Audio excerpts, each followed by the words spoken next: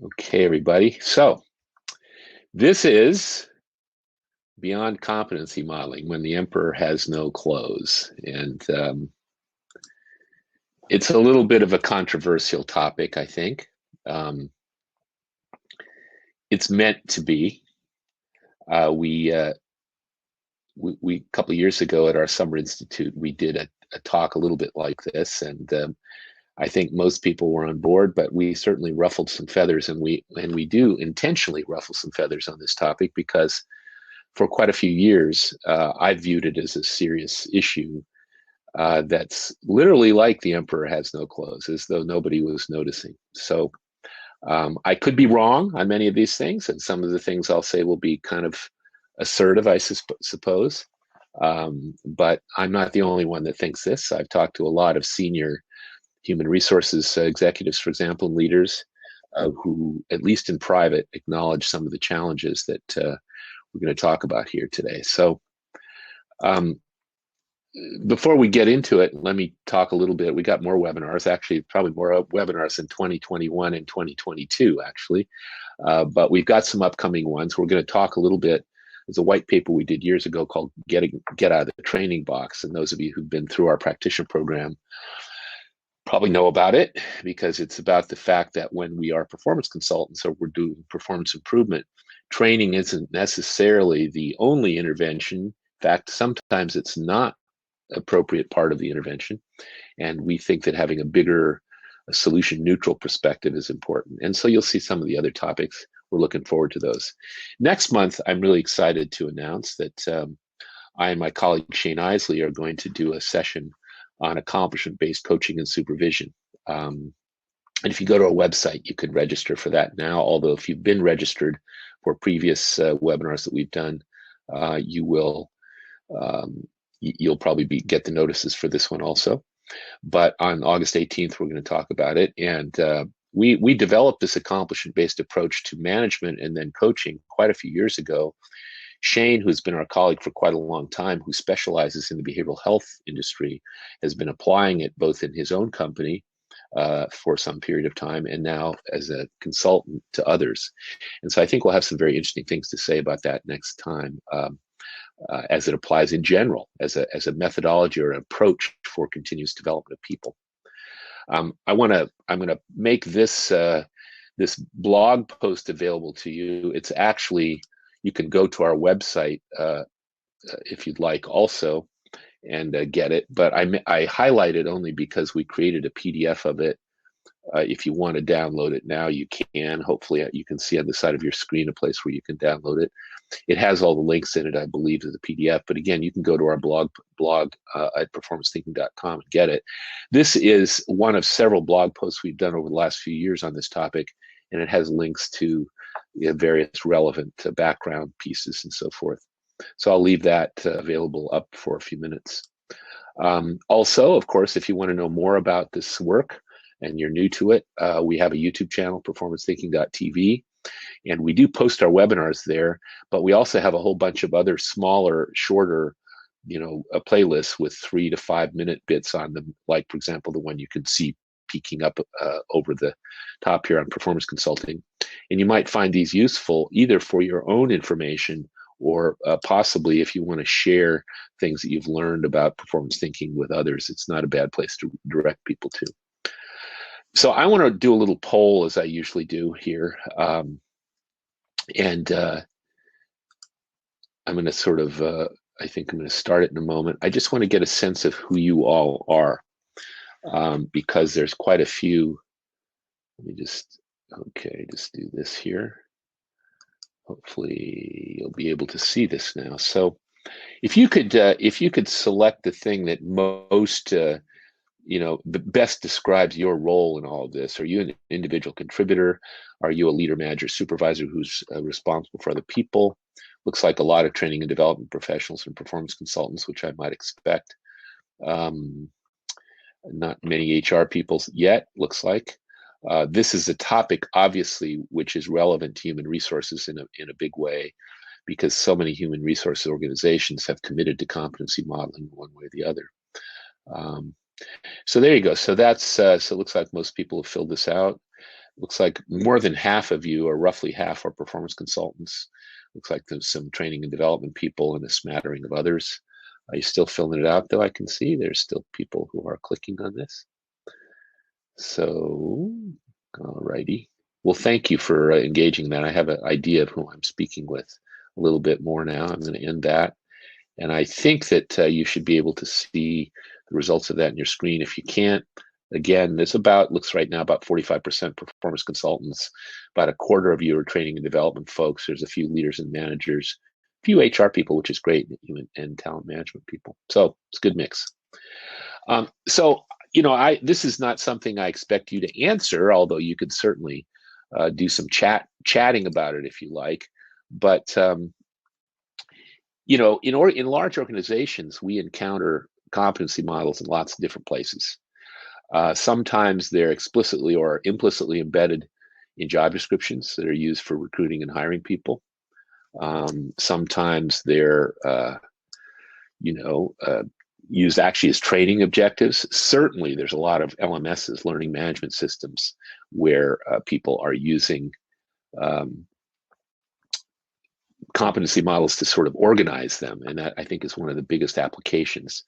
Of course, performance management systems, and I'm not sure, if you want to chime in the chat box about this, but certainly there's a lot of companies where performance assessment, performance reviews are built around competencies, where people rate folks on how good of a strategic thinker you are, or whatever the competency happens to be.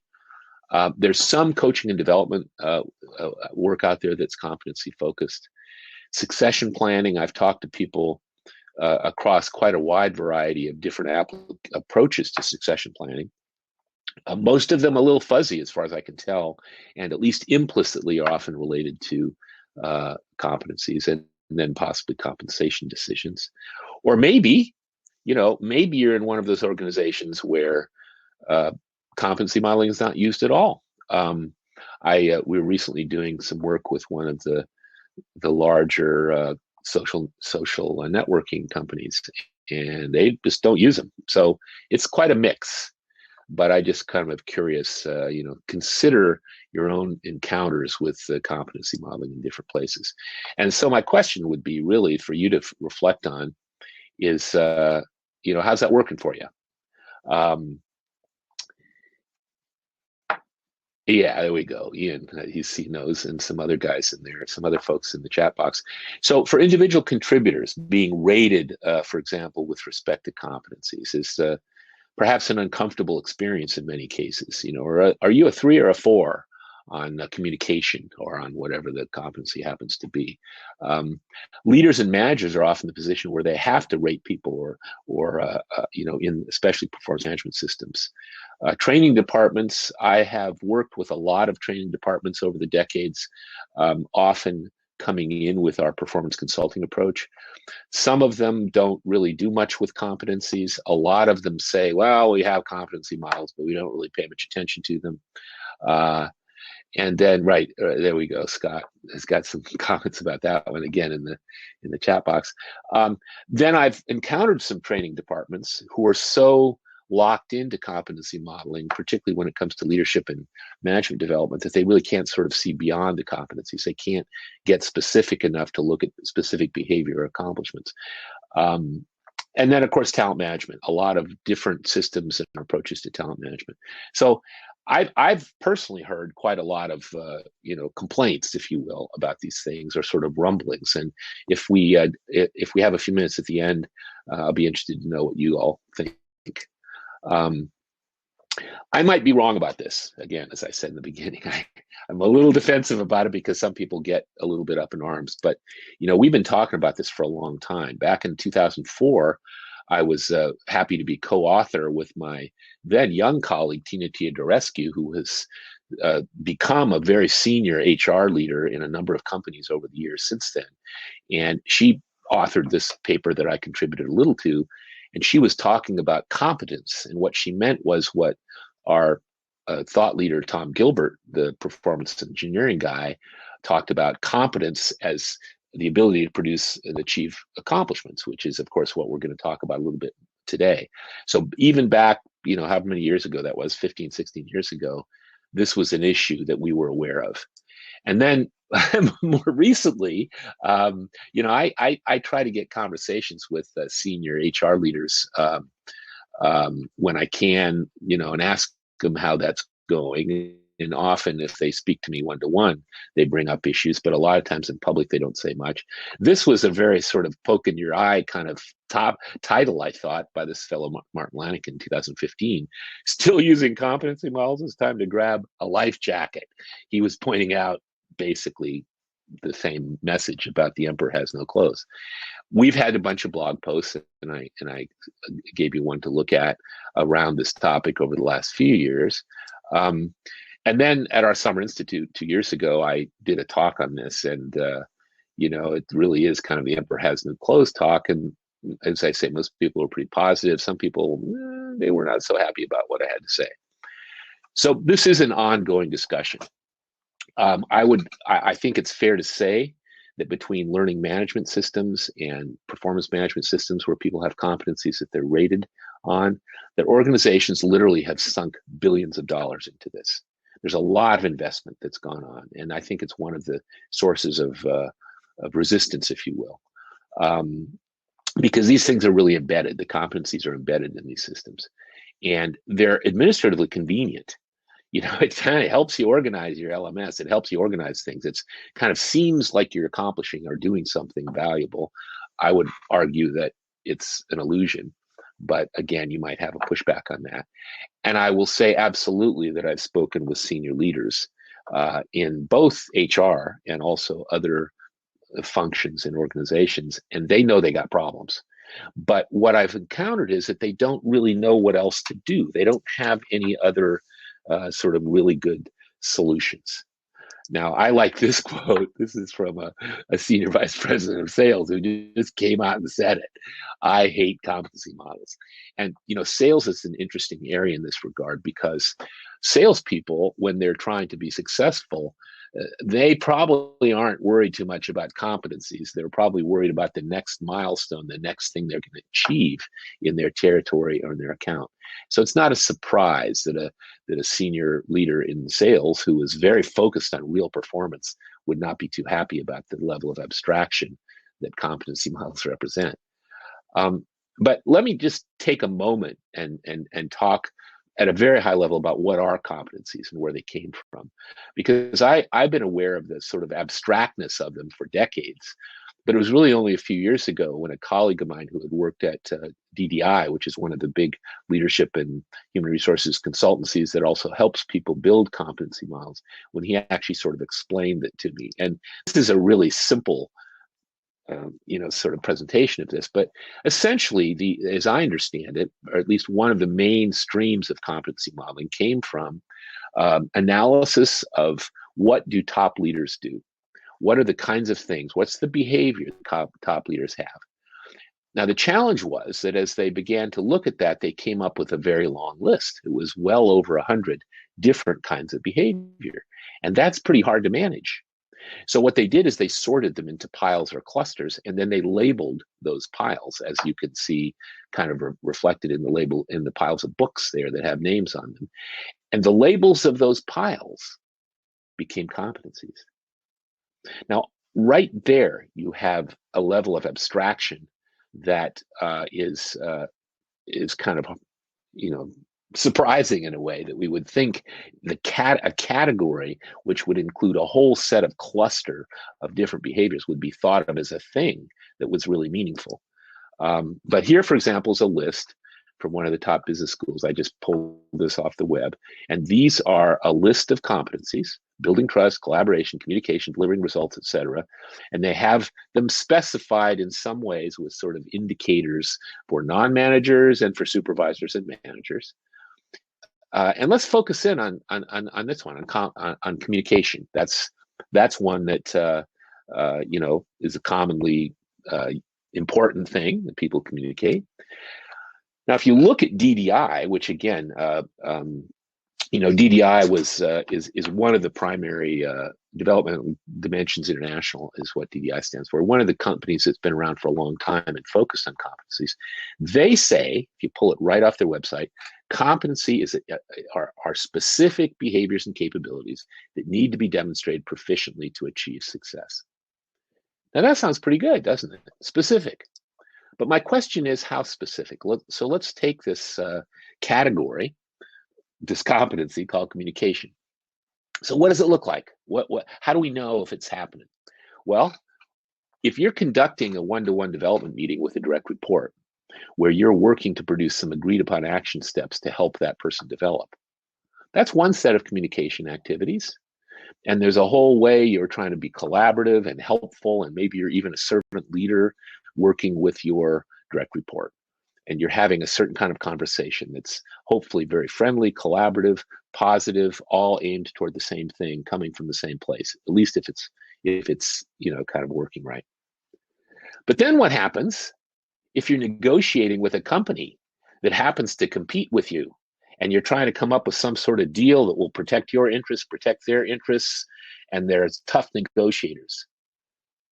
Is that really the same thing? Is the same behavior going to happen there? You might ask some questions. There may be a couple other things you do, but I'll bet you you're going to behave an awful lot different when you're negotiating with that tough person across the table. I bet you it's not that specific at this point. And then how about a third one?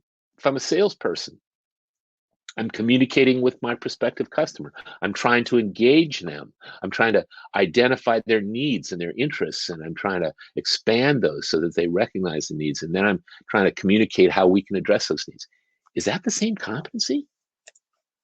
Is that really the same thing? So I find this challenging, just from a purely logical point of view, to think that this word, communication, is one thing.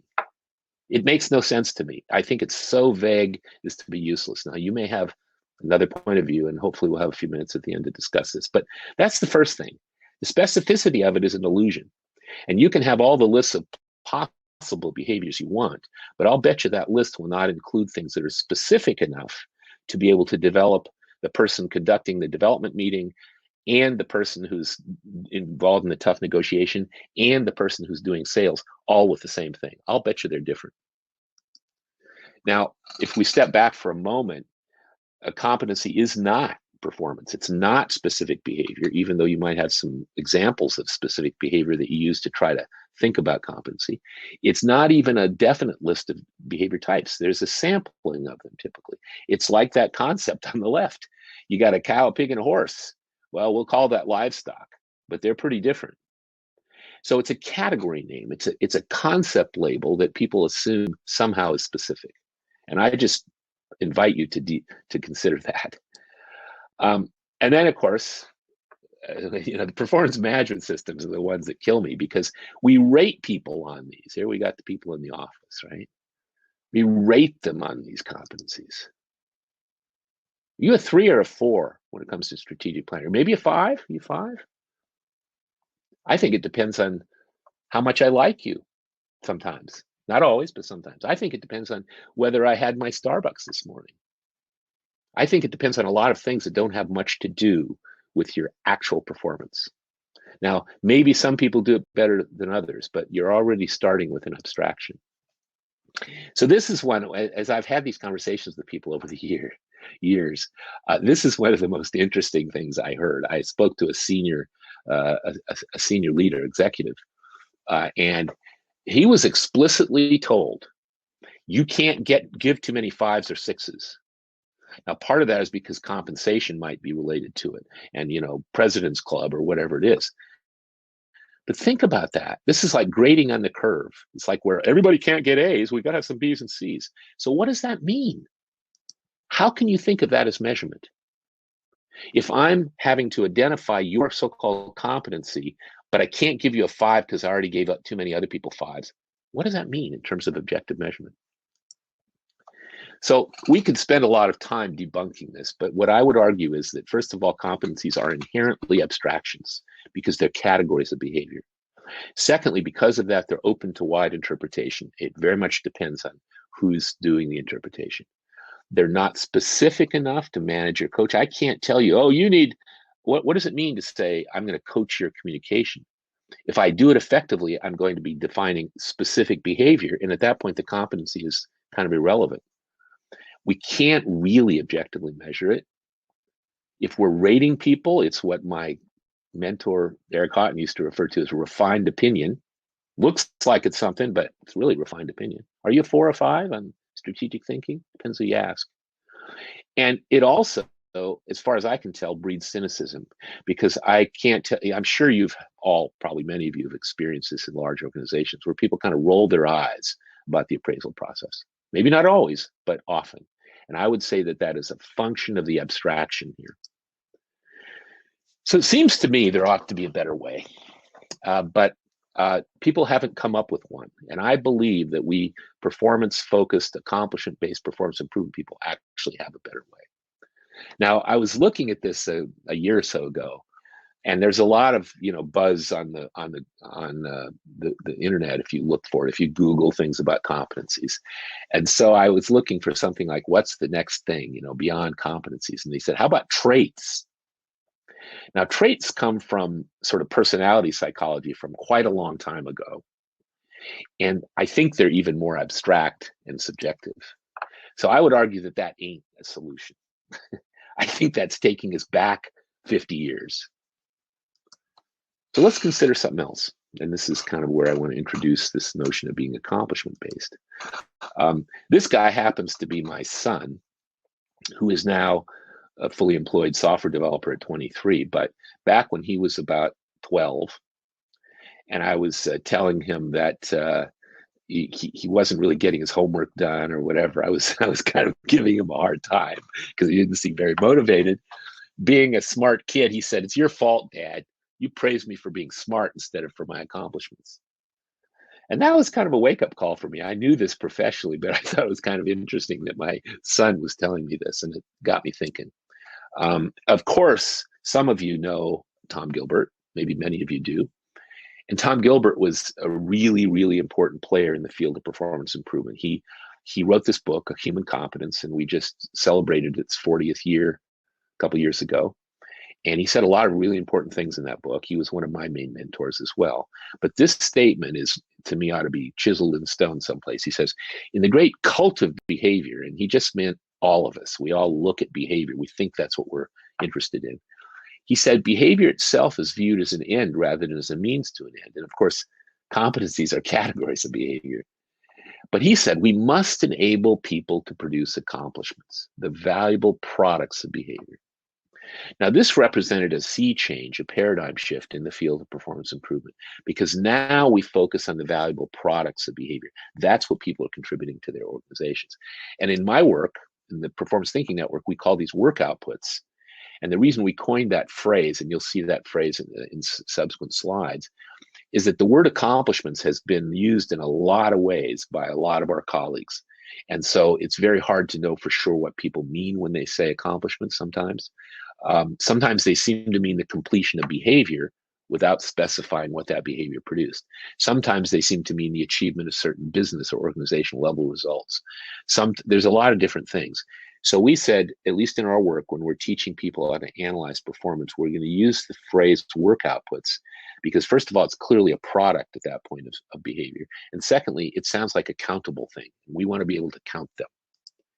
So we have our model, the performance chain, and I can see many of you familiar, many folks that are familiar with this already in the chat box here. But the performance chain is our simple model for how we look at performance.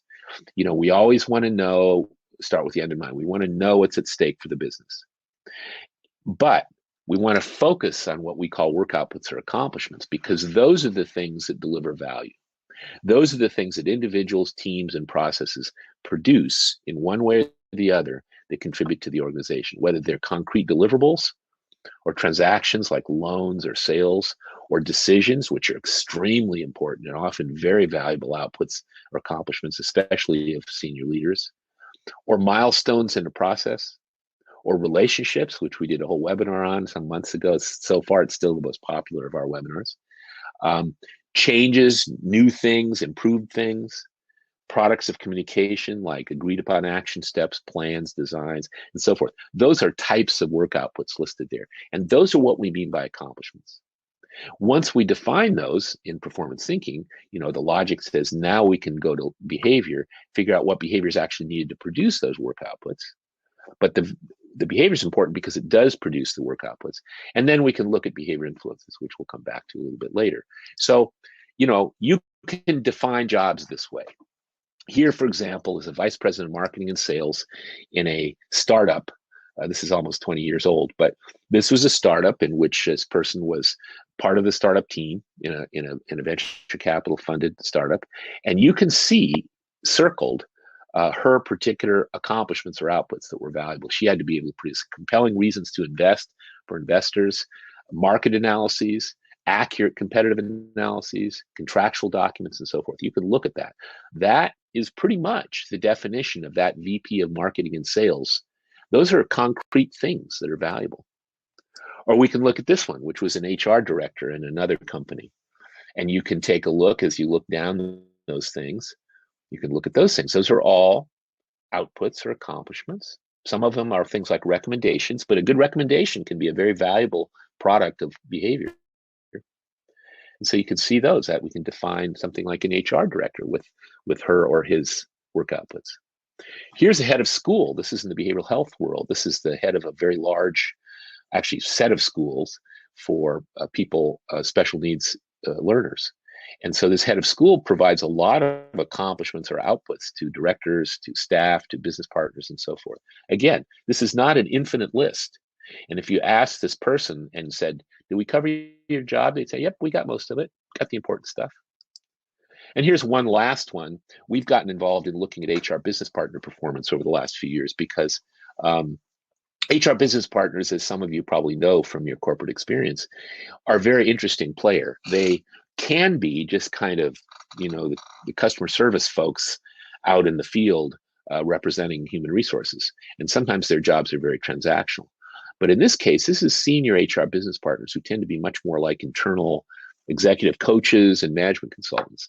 And you look at some of this stuff that they produce, things like process designs. You might not even be able to read the slide very well, but, identification of issues that could pose risk, recommendations about people. These are all valuable contributions. And again, this pretty well defines the senior HR business partner, at least in the company where we did a series of interviews around this. So the bottom line here with this part of this sort of presentation is that we can define jobs, and we can define them with the valuable contributions that those jobs are intended to make. We don't need competencies for this. We can define what people actually are able to produce. And so just to be clear about what accomplishments are, work outputs, they are products of behavior. They're not the behavior. They're things. They may be tangible things like widgets or proposals or reports or budgets or that kind of thing. They may also be less tangible things like decisions and relationships, but they're countable things. We can define what a good one is, and we can say whether you produced it or not.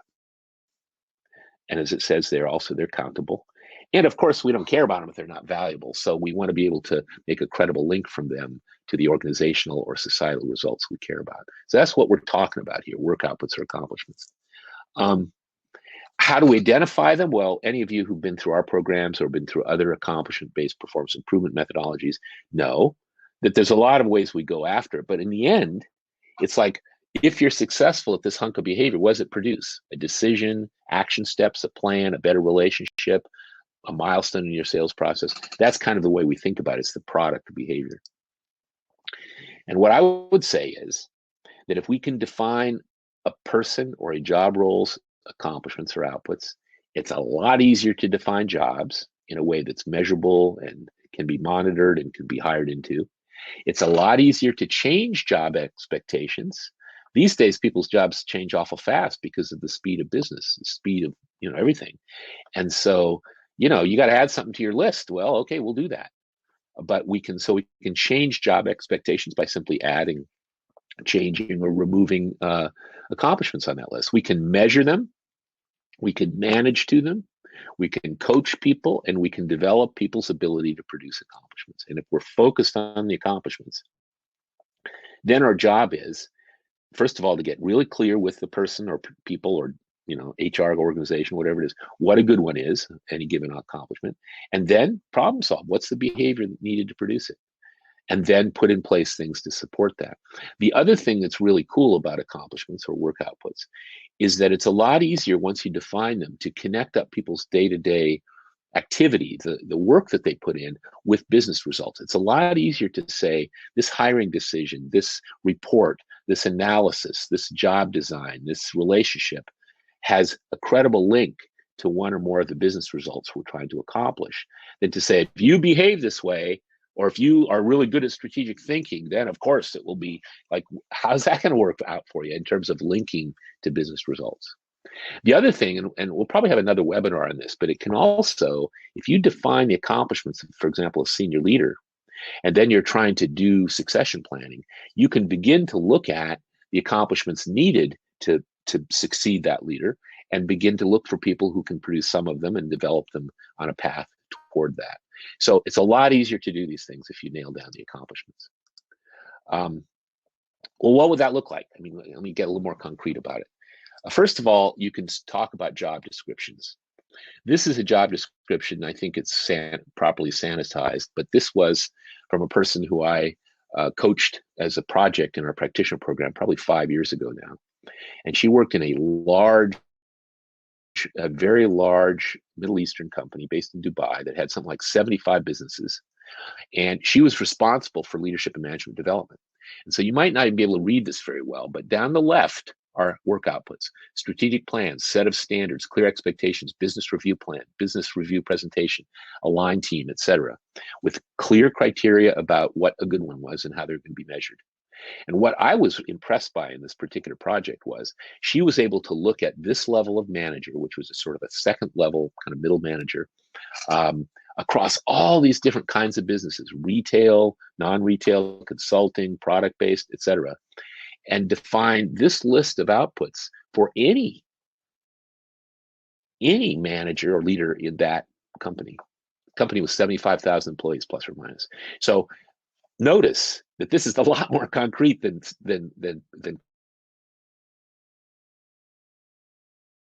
other stuff for this leader that they have to produce. But we want to be sure they can produce these things to spec, to criterion. That's pretty impressive. And then here's another example. This is from actually an HR company, an HR outsourcing company. And this happens to be a kind of an accomplishment-based job description for the payroll specialist.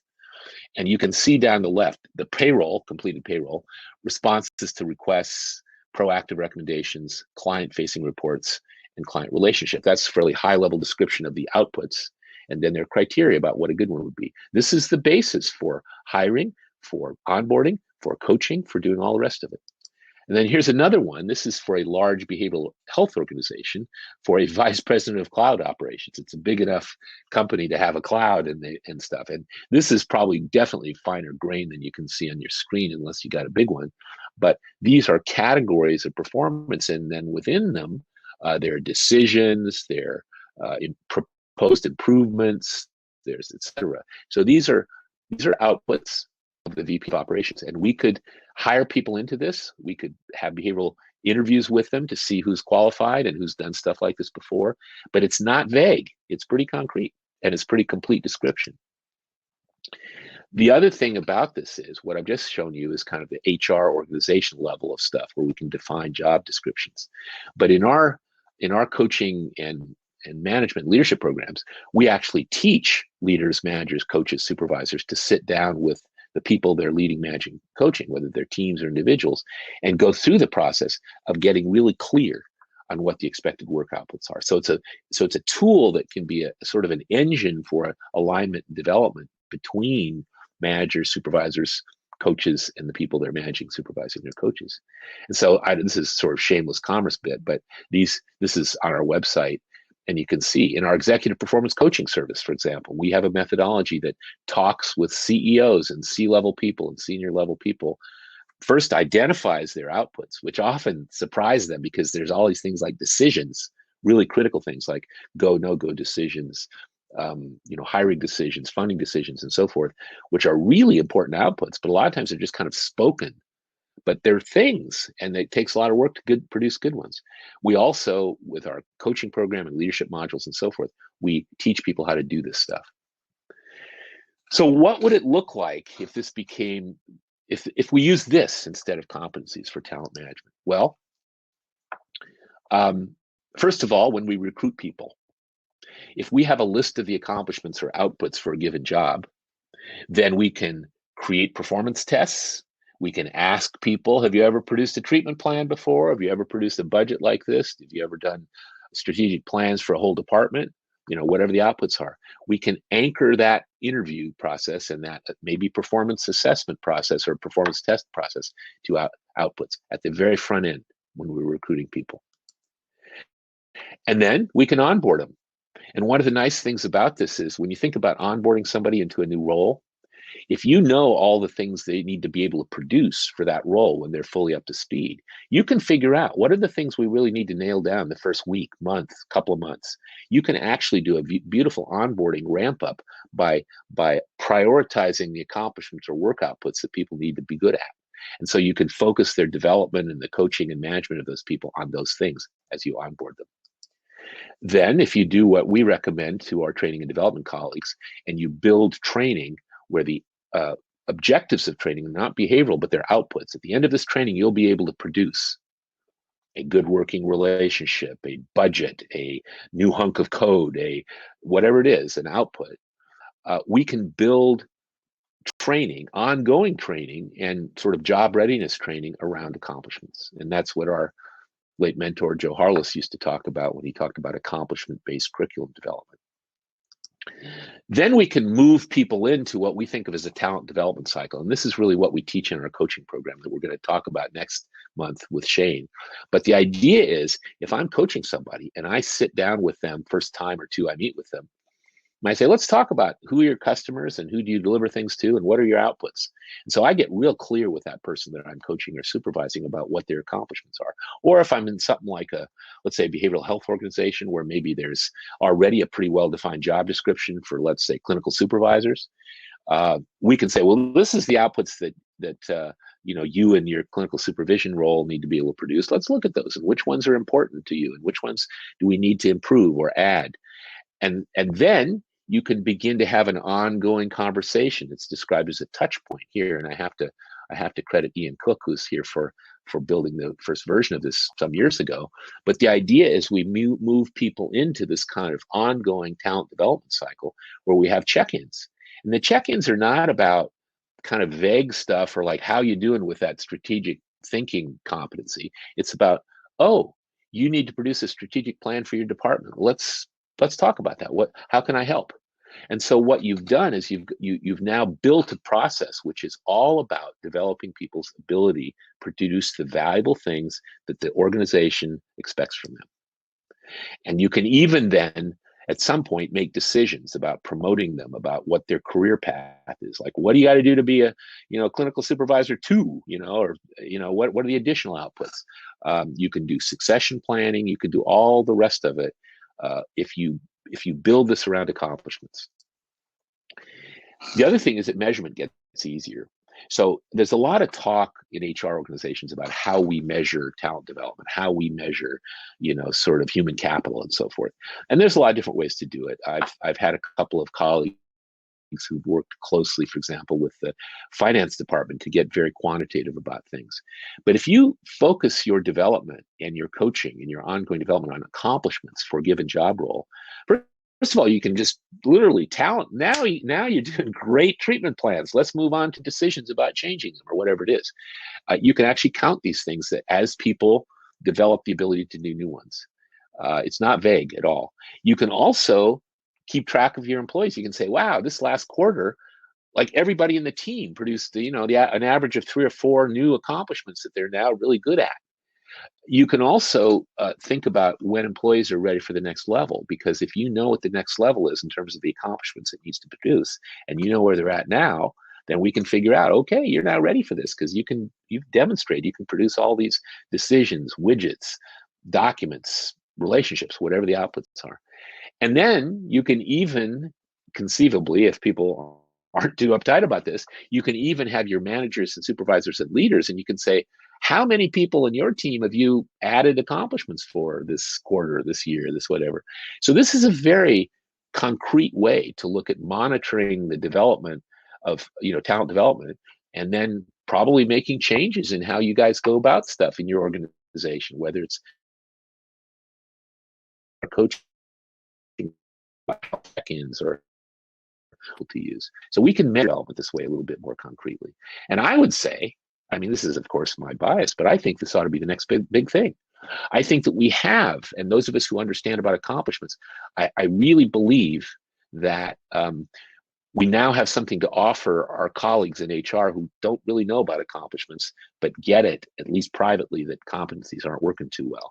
And then the other thing I could say, and I have to thank Marty Wyckoff, who's in the group here, for introducing me to Howard Behar, who's the former president at Starbucks, who since his retirement has really been big on servant leadership. And I've sort of known about servant leadership as a philosophy for a long time, but I was lucky enough through Marty's introduction to be able to talk to Howard a little bit.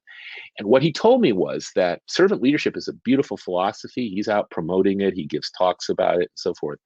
But there's actually, the how is always not so clear, you know. Well, what I think is that if we can apply what I've been talking about up to this point and add to it a values-based human component, I think we've got a mechanism or a process for servant leadership. And we'll probably talk about that in a later webinar as well. Just to be clear, going back to the performance chain here, once we've defined performance in terms of the behavior that produces the valuable outputs or accomplishments and that contribute to business results, then we put things in place to support the behavior needed to produce those things. And we use the 6 boxes model. That's, you know, this is my plain English version that I developed back in the 80s based on Tom Gilbert's behavior engineering model. And the reason it's helpful is because it's very simple language that people get pretty fast. And so if we're coaching people or managing people or supervising people, they don't have to have, you know, an academic degree to understand the language in this model. And so we use it as a conversation framework, but also as a way to identify what's working and what's not to support behavior. And I would say in passing that if you're in an organization that is strongly committed to competencies, there's a place for them in this framework. You can say, well, if you look in the skills and knowledge box 4, we can think of competencies. You know, maybe we need to develop your strategic thinking skills. You know, we can stick that in 4. We can also think of it as something used in selection and assignment. That is, we want to have people who are really good at communication. My view is that we don't need that if we can get specific enough about accomplishments, the behavior for producing them, and then the specific things we would put in place to enable them. My view is that that competencies will become sort of like a vestigial organ that isn't needed anymore. But I don't want to push that too hard right now. Just a little bit more shameless commerce, and then we are going to have some time to talk. Hopefully you guys have some questions or comments. We do have a new practitioner program starting September 30th. That is our open program we say it's for performance consultants, but we have learning and development people who want to expand the scope of their interventions beyond just training. We have process improvement, quality people who want to take a more human performance orientation to process improvement. We have folks from HR. We have a lot of different people that come into this. And we're going to have our next open program on September 30th if anybody's interested in learning the nuts and bolts of, and way more than I've been talking about today. We also have our Summer Institute planned for September, although we are concerned at this point that even though everybody seems to be vaccinated now that might show up and so forth, there are some concerns because it turns out a lot of companies zeroed out their travel and training budgets for 2021. But as of today, at least, we're planning on having our wonderful 11th Summer Institute this September, and you can find out more about it on our website. So that's kind of the end of what I have to say. And what I'm hoping is, I'm looking at the chat box now, but what I'm hoping is that you guys have some comments or questions about this. What do you think? Anybody? Comments? Carly says, very cool. I'm not sure what that was, but Kathy, that's interesting. I didn't know Maria Malat said behavioral product, but that makes perfect sense. That's a good phrase too. Anyone? Any comments or additions or questions? I wonder if you think I wonder if you think that this can be the next thing that helps people get beyond competencies. I think somebody just asked if we could offer BACB uh, uh, CEs. Yeah, Carly did. We don't have the next one set up yet, Carly, but we will. It's usually about every 2 months. The other thing I should mention is that the program that I mentioned there is open. And what we mean by open is that anybody, I mean, we want to talk one-to-one with people to be sure it's a good fit, because it's a small group. It's never any more than 12 people. But it's open to people from different industries, from different backgrounds. And actually, most of those people find it quite interesting. Like the current one I'm teaching has a bunch of applied behavior analysis people in it, but also has a really great process and quality guy from the pharmaceutical business, and they're learning from each other. But when Shane Isley, my colleague, teaches the program, which he may well be, depends on how many people we have, he may well be having a specialized practitioner program for ABA people, or he may co-facilitate the next one we do, depending on how many people are interested. He's an ACE provider, and so we can definitely provide CEs for that. Let's see here. I'm just looking at comments. Yeah, Scott. So you're saying you think they're overdone, overblown, and with one of my former employers, few people refer to the competencies. That's the point, isn't it? That's why I think the emperor has no clothes, Scott. I think everybody's pretending like he does, and it's all in there, and it's kind of how we organize our LMSs. And somebody made a ton of money helping the company develop their competency model, but I'm not sure where it goes beyond that. So Ian Cook has an interesting question about whether competencies have value as box 5 items. I personally think, in other words, box 5, for those of you who don't know, the 6 boxes model is selection and assignment. It's how do you match people up to either jobs or specific tasks within their jobs. And I think that competencies, theoretically, you could say, well, this person's got real good people skills. I don't know what the competency for that is, but you can say, so let's put him in the job of relating to folks in the other department. Whereas this person is really good at analytical stuff, so let's have him running the spreadsheets in the back, or her, or whatever, in the back room. So I think vague descriptions of kinds of performance and characteristics could be helpful about when you're selecting and assigning people to jobs. But I think it's a level of abstraction that we may not need, because it seems to me that if we have conversations with people about, have you ever developed a good working relationship with somebody in the HR department, or have you ever built a strategic plan? It seems to me at that point we don't necessarily need competencies. So Ian, in response to your comment, yes, I know people do have a hard time letting go, and that's why I say, okay, if you got to live with them, stick them in boxes 4, 5, 4, and 5, and that's fine. That's how we deal with it. But actually, let me deal with your performance. So I was just looking. There's a lot of good comments here, Don. So competencies focus on people. Human performance improvement, or technology focus on performance. Yeah, see, I actually think, Don, that's a really interesting point, because when we bring our coaching program, we developed our coaching program years ago because we realized that, as performance consultants, we need to partner with managers, leaders, supervisors, and so forth. And so we developed some skills about that, and our plain English language helps do that. But we also, as you know very well, a lot of times the stuff in the top row of the 6 boxes, how we set expectations, provide feedback, what tools we give people, how we recognize good performance, is actually in the hands of managers, leaders, and coaches usually. So we developed this very simple program with them, and it is very personable. It's very much, let me sit down with you and talk about what your outputs are and what the company needs from you, and let's see if we can find stuff to help you get better at it, and we'll have a collaborative conversation about it. So the interesting thing is if you take what we know from accomplishment-based performance improvement and you put it into the relationship between a person and the team that he or she is managing, or the individuals that he or she is coaching, it becomes very human. But it also takes I don't know, I'm sure everybody here has probably had situations where they, as a manager, or maybe being managed by somebody, gets into difficult conversations where it's like it could easily turn into blame, or that kind of personal conflict stuff. I'm going to get rid of the slide, by the way. Those are some useful resources, but you'll get this later, so I'm just going to stop the slides. But what I was going to say is that one of the things we find is by looking at accomplishments and using the 6 boxes model, we can take what might otherwise be a very personally challenging conversation and have the two people kind of looking at that performance in an objective way and say, well, how can we help you get better? How's that feedback thing working for you? Oh, well, okay, you'd like a little bit more? Da, da, da, da. So we can actually take the human performance technology methodology and apply it in a very human way. So Scott,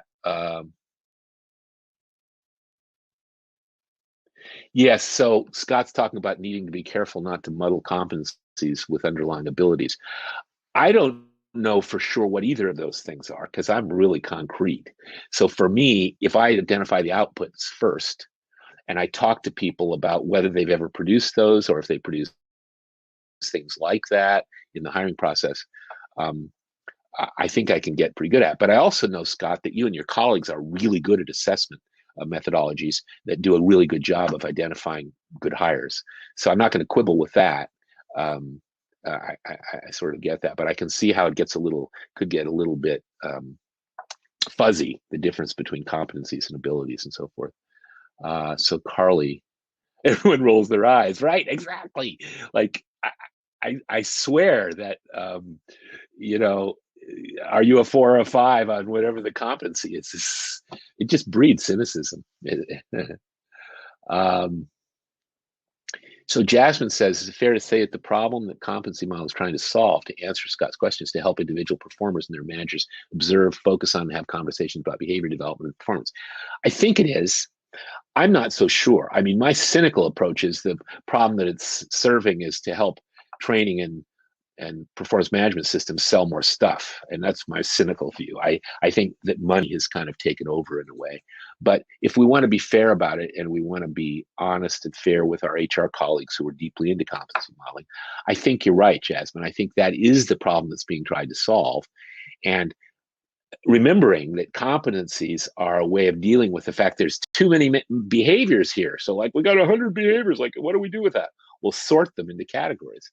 The problem is I don't think a category is very helpful when I'm trying to help you get better at producing a strategic plan or a PowerPoint deck I think it's much more specific than that.